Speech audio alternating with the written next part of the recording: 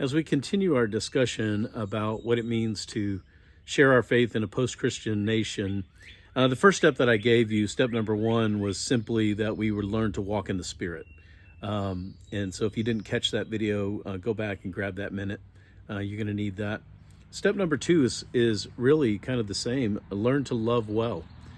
We've got to learn to love each other well. I've got four things that I want to just talk about here very quickly in this minute.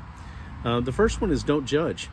Jesus spent tons of time trying to get us to understand not to judge and who the real judge is, which is God himself. So the blessing of that is it kind of sets us free. We don't have to judge people. We can just love people unconditionally the way that God does. But if anybody's going to judge, it's going to be God. The second one that Jesus said is you got to be careful when you judge, because when you do, then it's going to be judged back to you in the same measure in which you judge. We call this the boomerang effect, right?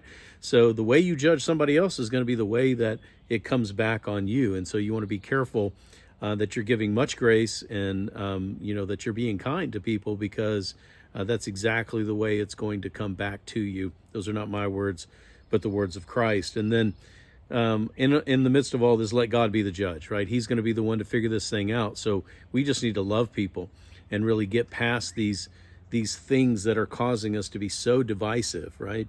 And just start to look at people the way that God looks at people. The last one I would say would be that we need to practice acceptance without affirmation. And those can go hand in hand. You can affirm, you can accept someone without affirming what they do. As a matter of fact, I want you to think about your own life. I'm going to think about my own life here for a second. I don't affirm most of the stuff that I do, right? I accept myself as a person. I accept myself as one of worth. I accept myself even as a child of God. But the truth of the matter is that I don't even affirm most of the stuff that I do. Paul didn't either. He said the things that I don't want to do are the very things that I do. The things that I want to do are the things I don't do, right? Oh, wretched man that I am. So listen, accept people for being people. Accept them for who they are, and you're going to find yourself loving people well.